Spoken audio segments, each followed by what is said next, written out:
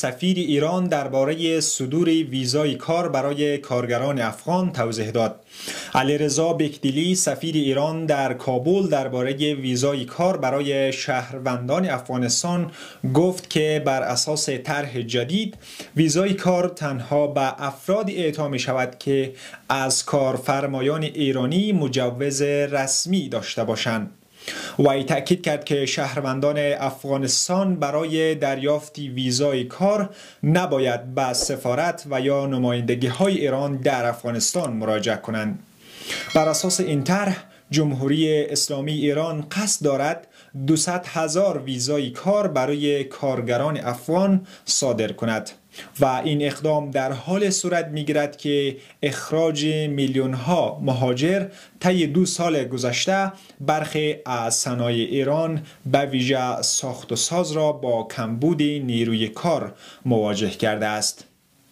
بکدیلی عصر پنجشنبه در مشهد اظهار داشت که کارفرمایان ایرانی که به نیروی کار افغان نیاز دارد باید با مراجعه به وزارت کار ایران و طی مراحل قانونی برای دعوت از کارگران مقیم افغانستان اقدام کنند.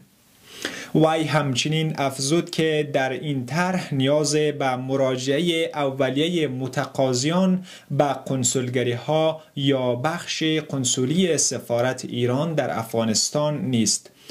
کارفرما در ایران درخواست را ثبت می کند و پس از دریافت مجوز این مجوز به سفارت ایران و فرد متقاضی ابلاغ می شود و سپس متقاضی با در دست داشتن فرم ارسالی از ایران به بخش کنسولی نمایندگی های ایران مراجعه کرده و مراحل دریافت ویزای کار و اقامت کارگری را طی می کند.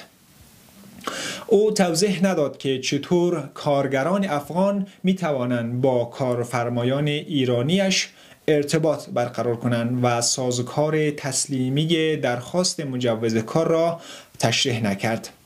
سفیر ایران در کابل همچنین بر اهمیت تقویت روابط میان استانهای مرزی ایران از جمله خراسان رضوی، خراسان جنوبی و سیستان و بلوچستان با افغانستان تأکید کرده. تشکر از توجهتان. خدایا را نگهدار.